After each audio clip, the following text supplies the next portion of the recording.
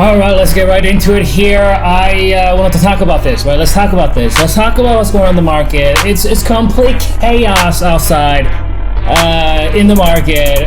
It's people are going crazy. People are going nuts. And bears, they are all of a sudden coming out of somewhere, and they're just ramping everywhere. And so now this is a very chaotic moment here, right?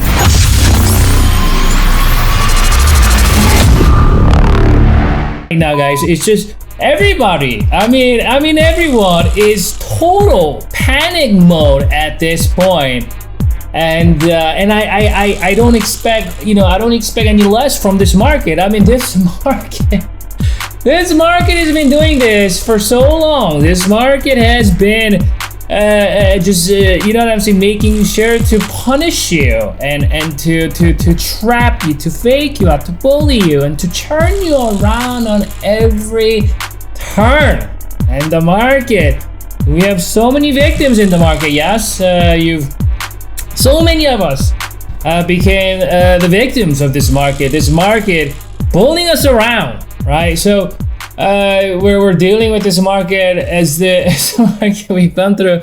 What a difficult year. Obviously, last year was a difficult year, right? 2022 S&P corrected whopping 27%. 27%. That's as you can see right here, that's 20. And I think what really got things really difficult for many people was not so much the how far it came down. It's just because it was such a prolonged, methodical downtrend, right? It will tease you. It will come down. It will make an initial upside, but subsequently come back down. It makes an upside. I mean, it's been like that. It's just so prolonged downtrend, and it just kept teasing.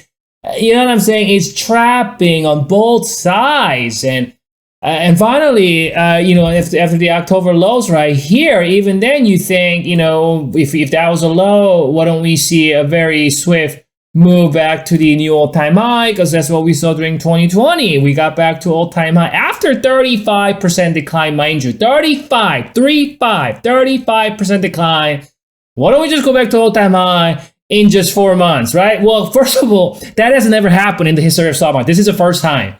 So we have to understand this is a very rare occurrence. S&P 500 coming down 35%, and then V-shaping higher, and then it get back up to new all-time highs in 4 months. That has never, ever happened. That's what we witnessed during 2020. So for that to happen again, unlikely. It's a very rare occasion that something like that is going to happen, but we did witness it in 2020. Obviously, market is going to do something different because now everybody's spoiled. Once you are treated with something so glorious like we've seen during 2020, right? Such a glorious move here. This is a masterpiece, guys, a masterpiece.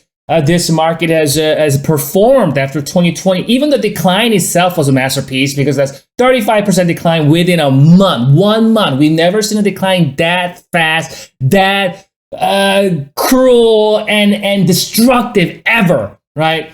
And then obviously subsequently, whatever this market has done, it's something that what a glorious move it has been. And what makes it so much better though is 2020 and 2021 move is majority of people were not able to participate in it. They might have nibbled here a little bit and a little bit there, a little bit here and a little bit there. They got in and got out because they're so scared about 1929 Great Depression repeating during 2020, 2021. What really truly was the masterpiece is the market made sure everybody was out, and only to reward those very few people who knew what they're doing. So with coming into 2022, 2023 this year, not an easy market either. I mean, we bottomed in October. We saw about 9% decline in January. We saw another 9 to 10% in March. And we're currently seeing another 8 or 9%, or close to 9% here since the July peak. So very lethargic move. And though it feels like a lethargic move, but it's actually, this sort of market is pretty normal. And as you just kind of observe here, as you can see right here, the reason why we feel like this such a grueling, prolonged, devastating market is because I think we've been spoiled with 2020 to 2021 run. And what happened was this move right here. This move seemingly spoiled everybody else. The market has conditioned majority of these market participants to expect to see this market always very much smooth, floaty, and just continuously making a move to the upside, right? And obviously, market is great at that. Market must condition you in a certain way and completely do the opposite. That way, it is going to be harder for you to adapt and to able to trade and invest in that environment. That's a market's, its biggest and the most potent, lethal weapon it has against us. Playing our emotions, playing our psychology, knowing if the market gives you very, very smooth market condition, a market is likely to give you something very, very difficult condition. But the opposite is true. After difficult condition, like we've seen in 2010, 11, 12, we saw that 2013, 14, 15 rally here, which was pretty smooth. And then things got difficult during 15 and 16, right? 2015, 2016, extremely difficult market, right? And then once the market has given us a very difficult market, what is it like to do? It's going to give us a very smooth, more enjoyable market, better, good market. That was 2016 through 2017, known as the Trump rally, right? So, and then we got into a very, very difficult market. You guys remember 2017, that's 2017 right here, 2018 right here. And then obviously, or 2019, so 2017, this 2019 drawdown right there. That was quite impressive, difficult market where during 2019, we saw very abrupt 20% sell-off. It lasted through the Thanksgiving and the Christmas, and it shocked more people than ever. It ruined more people's lives than ever because it happened during holidays. I mean, we already have suicide rate much higher during holidays. Can you imagine the market crashing down? And usually that don't happen. Usually, seasonally speaking, Thanksgiving and holidays such as Christmas is good for the market more often than not. But during 2019, obviously, very difficult year. And then soon after, market seems to bouncing back up, and COVID happened. So very, very difficult years indeed, 2018, 2019, 2020, right? Just very big, abrupt sell-offs we witnessed. And then obviously the good year came about. That was 2020 to 2021. After it bottomed in 2020, April, late March. And then, because the market got into a very much V-shaped happy, as a lot of you guys know right here, you can see very much V-shaped happier in 2019 lows, 2020 lows. And then this market did something completely opposite of what it has done before. And that's 2022. And now we are going through this about 9% correction right now here. So the biggest question is, from here, what everybody says, this is $1 million question, right? Is this gonna lead to a true bear market similar to 2008 and 9, right? I mean, bears been only waiting for this moment for the last over 10 years, right? They've been waiting patiently for this market to correct and crash 50, 60, 70% more than 10 years, right? They've been very, very patient because every single corrections, as you guys know, the bears been calling it that's going to be the market top, where we're going to see this market looking worse than 2008. and that looks more like 1929. And so it's been more than 10 years, and the market obviously made a lot of move here since then. I mean, if you track it from since 2010, S&P was at 1,000 and it got to about 5. So fivefold, almost 5 before the 2022 decline, right? Market made about fivefold, but their bears are still waiting for 50% decline, 50, while missing about 500% gain. And nevertheless, the bears are still waiting for this. And one day they're going to get it right. One day they're going to continue to say this time is different. I mean, they've been saying this time is different for the last 10, 12, 13 years, but it's okay because they're going to continue to do it. And one day they will be right. And when they are right, finally, they get to, you know, to celebrate their victoriousness, being patient, utmost patient, and dedication, and being disciplined all throughout this secular bullish uptrend we've been in. So again, bears are talking about, hey, no, this is it. No more.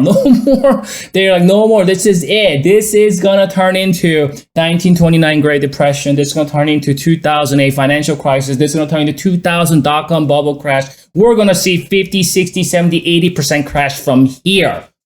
And that's the $1 million question. Though their track record is very bad because they've been wrong for so many years. Maybe because of that, because they've been bad, they've been wrong for so many years. Maybe the odds are catching up finally to the buyers. So maybe this might be the time where could we see that 50, 60, 70% decline, the major recessionary true bear market in this vicinity. Well, I want to stick with what Dow theory suggests. Dow theory suggests that the trend is assumed to be in effect, right? Trend is assumed to be in effect until it gives us a clear signal that it has been reversed. And the problem about that statement is that, well, how do we know? How the hell do we know when the trend has fully, clearly reversed? Like, if anybody knew, obviously, anybody's going to be a multi-billionaire if we can fully understand when the trend is fully reversed. It's a stupid statement, right? Because how can anybody know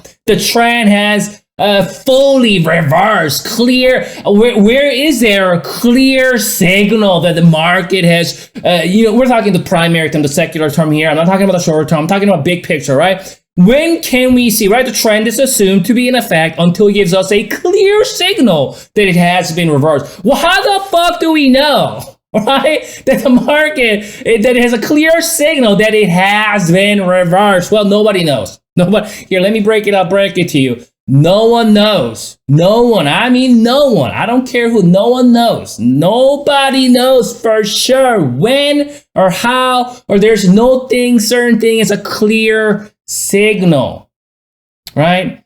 Maybe some people got lucky on some of those peaks, but you ever notice people who actually did? Let's say somebody called 2008 financial crisis. Let's say there are people who actually called it and actually played out. Do you ever watch them? Do you ever watch them how they constantly call it afterwards? They say, well, 2011-12 is it. 2012-13 is it. 2012 and 13, and then 2015-16 is it. Oh, 2018-19. What happens is, for these people who seemingly called a major crash previously, they will call it again and again and again and again. So if you really if you try to track their calls and see how many times they've been right versus wrong, well, they were right one time and they're wrong 9 times out of 10. So nobody, that tells us, nobody does know. No, there's no such thing as a clear signal. So, but there might be no such thing as a clear signal when the market has been reversed, but there's a way of sort of gauge as far as a probability is concerned.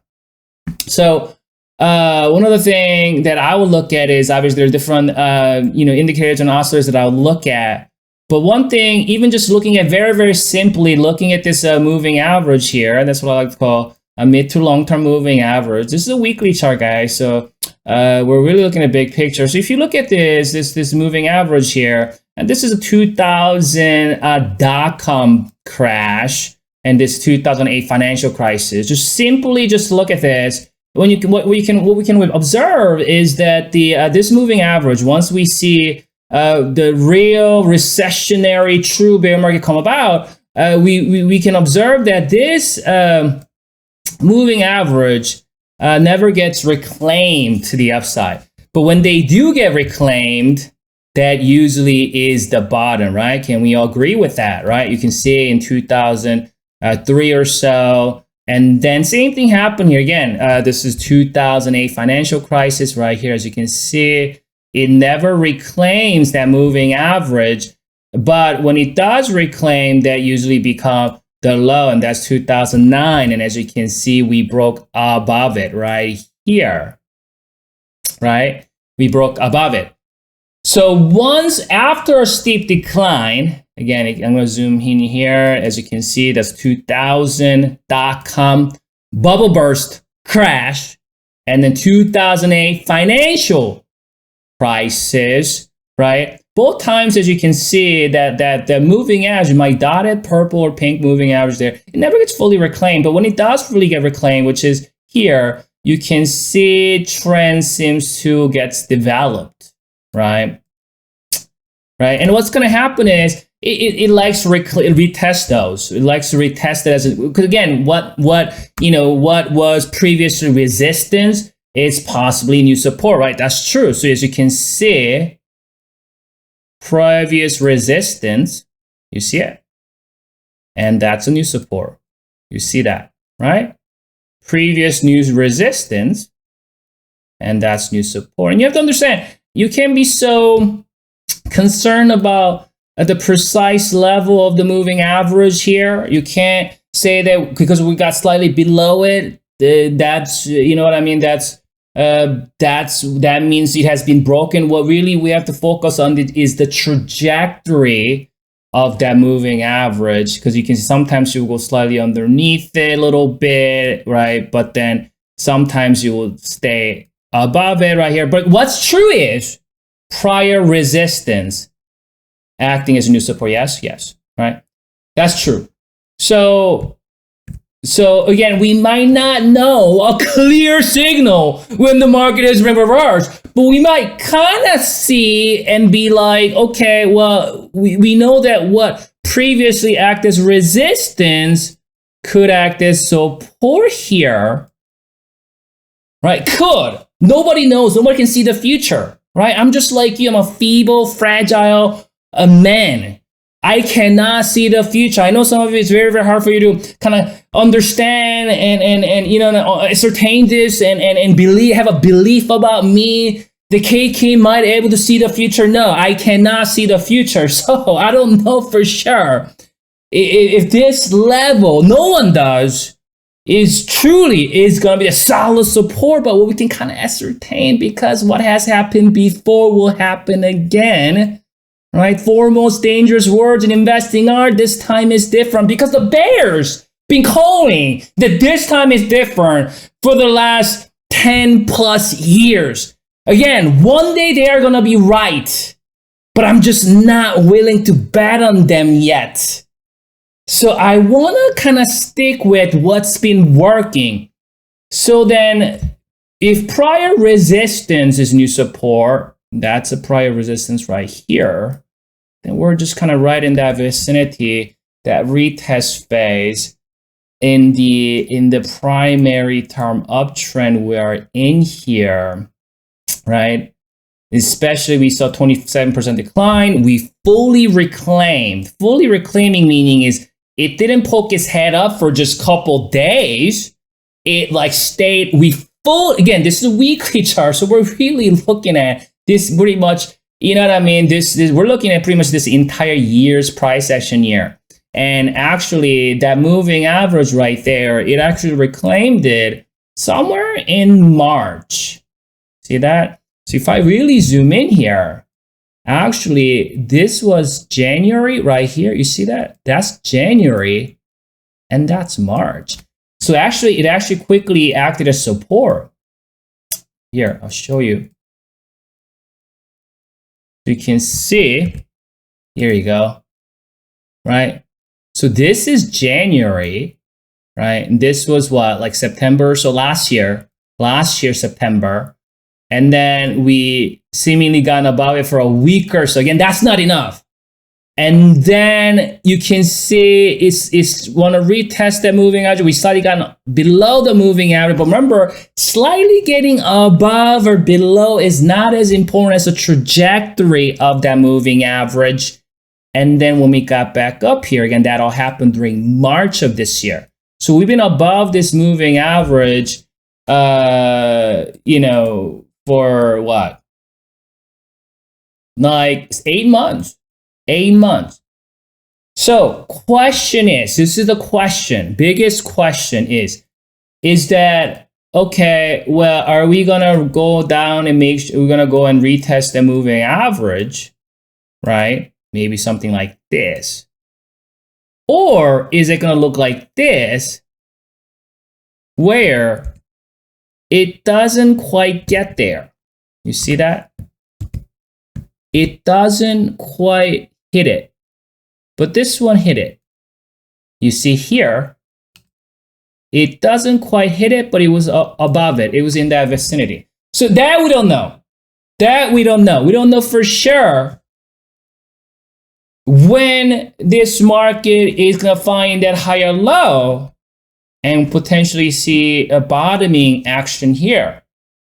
What we do know is, we do know that that the crucial moving average you see here, the dotted purple moving average, has been reclaimed for the last 7-8 months. And then we are in that phase where market is coming back down to retest it. And a lot of times when the retest, when the retest comes right here, the retest phase comes, that's when everybody loses their mind. I'm going to tell you why though.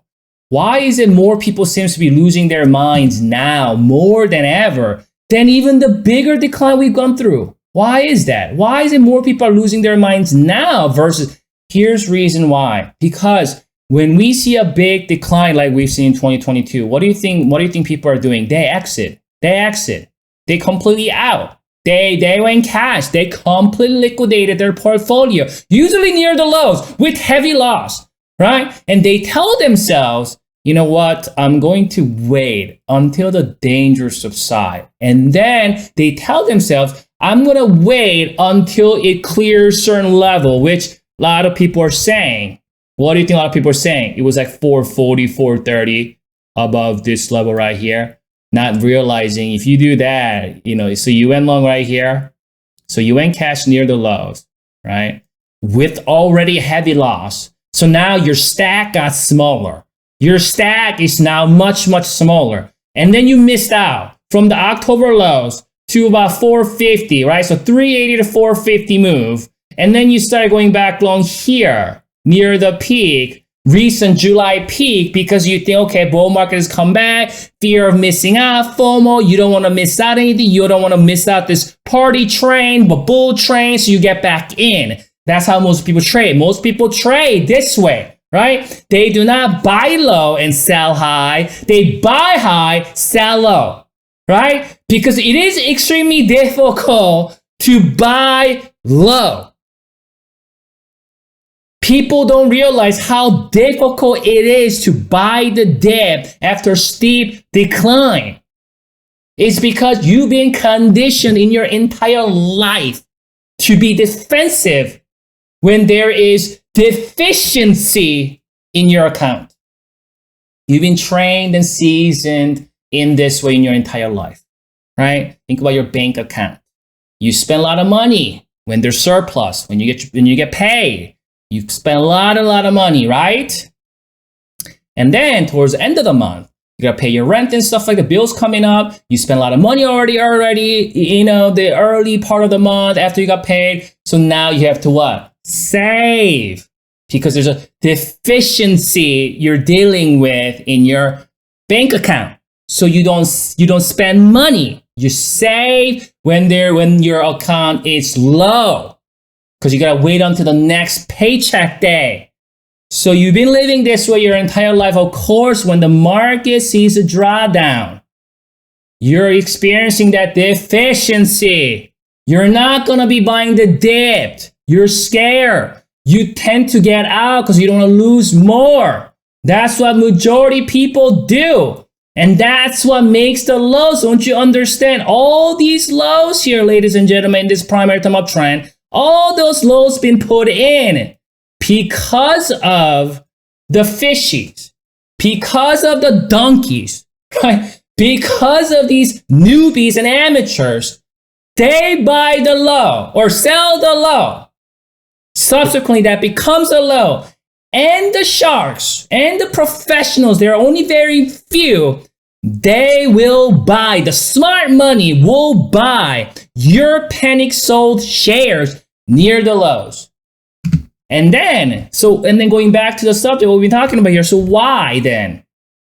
More people are freaking out now because we're only going to 10% compared to 27% here because they exited here and then they got back in here and now going through this. That's why the pain, the suffering is much greater because you've already lost money during 2022, getting out near the lows. You got smaller stack now. And whatever stack you ever left, you got back long, somewhere in 440, 450, 460. Now going to another 10% drawdown. It is extremely difficult, excruciating, as you see this market keep falling. Though you keep telling yourself where the market should be going back to all-time highs, but now it seems like it won't. Trust me in this, these same people, the market is going to keep pushing it down. So remember, most people exited here, right?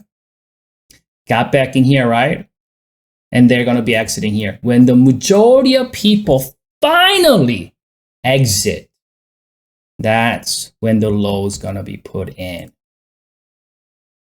Quickly, I want to talk about this right here. Look at this oscillator. We're on an extreme oversold. We haven't even gotten there during 2020 COVID. So it tells you how much panic we're dealing with right now, how much pain these investors and traders are going through. Because again, what I've said earlier, they got back in near the peak, the July peak.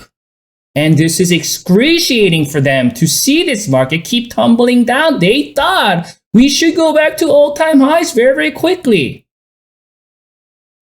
So as you can see, the market is pretty much hitting that extreme oversold level, that oscillator.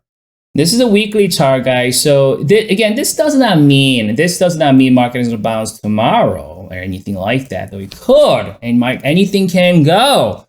But this means, especially what I just covered with the previous resistance acting as potentially a new support. We're talking about that long-term or that long-term moving average. You see there the pink dotted or purple moving average that gets reclaimed, it gets retested, along with that oscillator. Again, this is a weekly oscillator. Weekly oscillator is much slower. It doesn't go back and forth from the top of its end to the bottom of its end. It doesn't happen all that fast.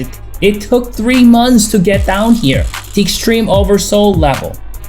So it could take weeks before we see anything, as developing from this sentiment here. What I do know is that weekly oscillator is extremely oversold, and we may expect at least some kind of an extreme oversold bounce. And only question is then, if after the extreme oversold bounce, is that going to turn into a major low before this market making new all-time highs?